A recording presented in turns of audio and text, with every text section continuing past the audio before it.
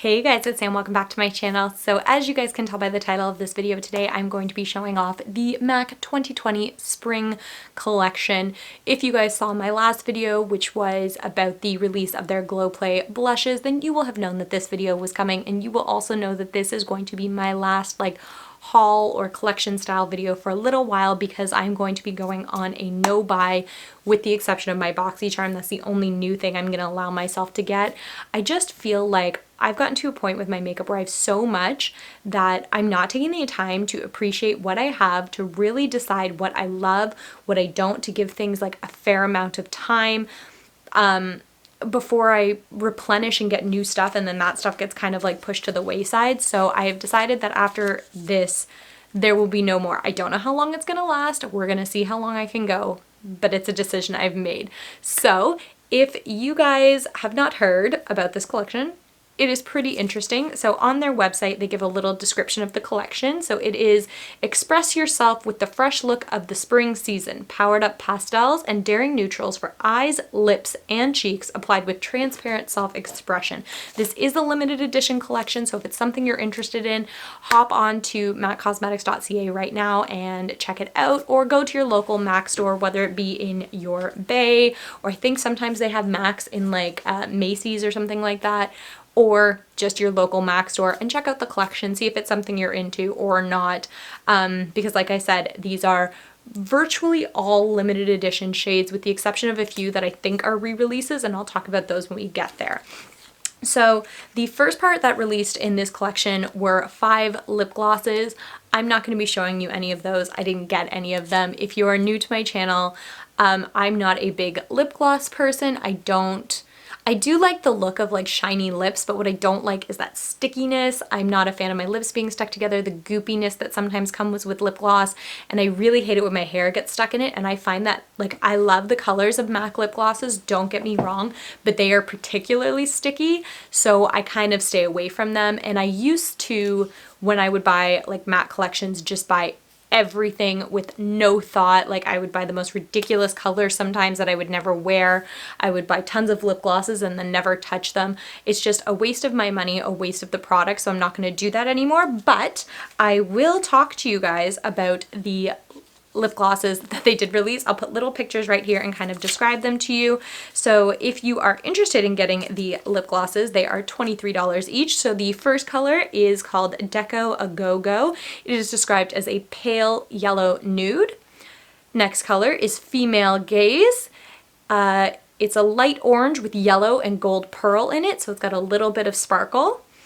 Painted Lady is a pink coral with a yellow undertone. Heist is a light warm pink. And the last one, Voyeur-Is-Me, is a dirty rose. Now this is the one I was the most tempted to get, but I ended up talking myself out of it, because really I would get it, maybe wear it once, maybe not even, and then it would just sit in the back of a drawer. Now we can move on to the part of the collection that I did get. So this collection launched 5 lipsticks. I'm 90% sure though that the first one I'm going to show you is a permanent shade. I recently looked up all of the MAC lipstick shades. I don't know why, don't ask me, and I'm pretty sure that I recognize this name.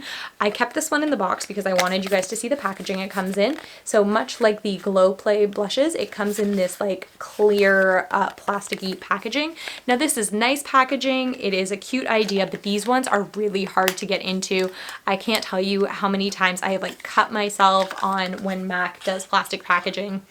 It's not my favorite. I prefer the cardboard. So, caught it. This is what the collection looks like. As I said, it is a loud and clear collection, so as you would expect, all of the packaging is clear.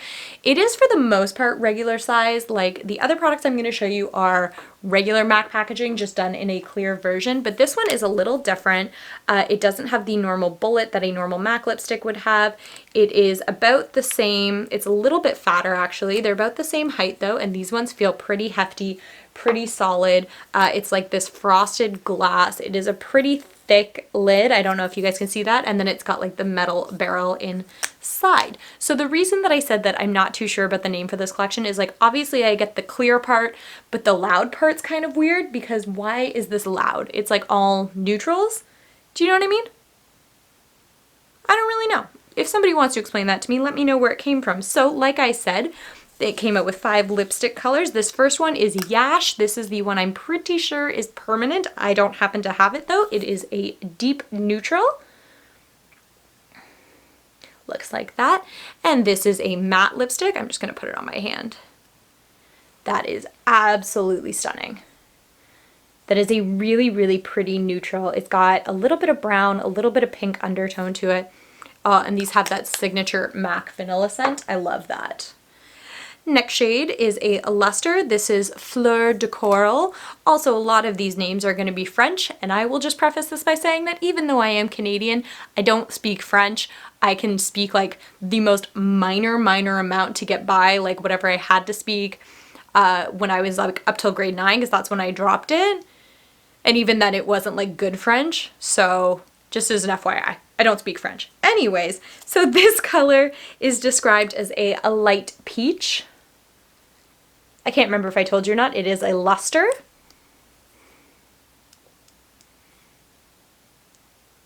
I'm not a big fan of the lusters normally, but that one is really, really pretty. There's some pretty good color pigmentation there.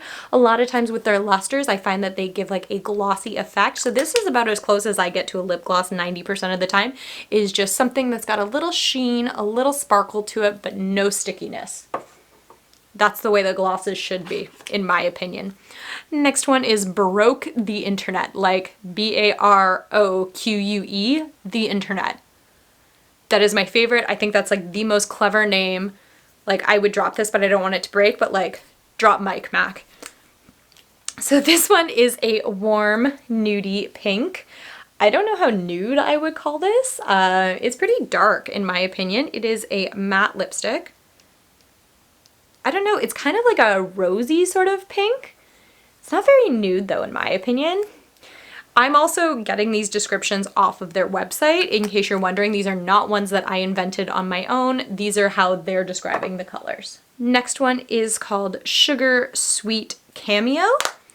This is a mid-tone coral pink. I love corals, and it is a matte as well. That's what this one looks like. It's kind of almost like a watermelon pink.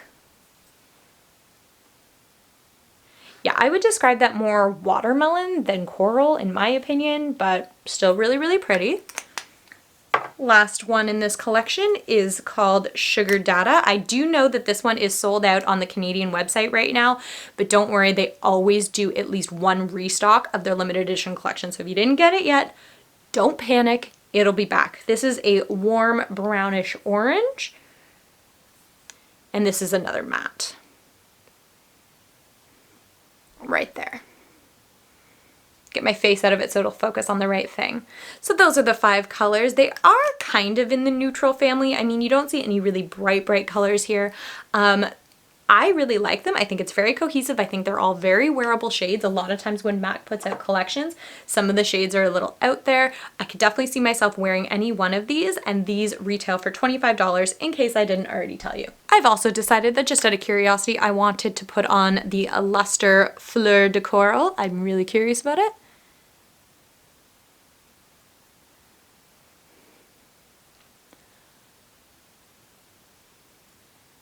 That is really pretty. It's like this nice light flush of pink, really beautiful for spring. Most of these I would think are very nice for spring, but this one is definitely my favorite. Next, let's move into the eyeshadows. So the eyeshadows retail for $20 a piece. Again, they are the same size as their regular edition eyeshadows. They just come in a clear container instead. There are 6 shades. So the one that I'm pretty sure is a re-release or is permanent is Omega. I've definitely heard of this shade before. Don't hold me to that. I'm just pretty darn sure. So this one is described as a soft muted beige taupe. I'm really into these. It just says eyeshadow. It's not really telling me what kind of eyeshadow. My guess is that they're all matte. They all look pretty matte. Absolutely gorgeous. MAC shadows, when they're done right, have the most amazing pigmentation, the most amazing blendability. It's such a beautiful formula when they're done right, because I will probably not be the first to tell you or the first to say that a lot of times when MAC does limited edition collections, for some reason they fall flat on formula. This happens a little bit more in like the Christmas collections in the palettes. The singles are normally pretty good, but sometimes it can happen. So this next color is Trompe L'Ol, like L''OL. Sorry if you're French and I'm butchering this. Like I said, don't speak French. This is a soft bone nude. This would be a really, really good all over the lid color or something to highlight your brow bone.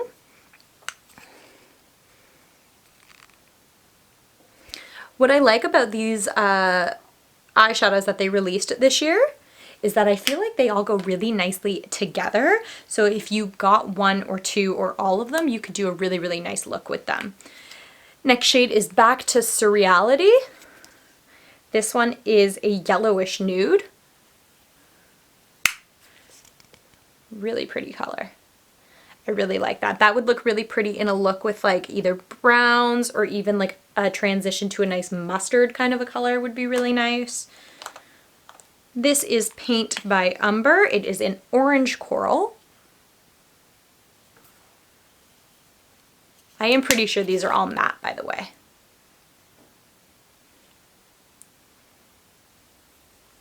So pretty. Next one, this one is in Keep Still. It's a dirty rosy pink.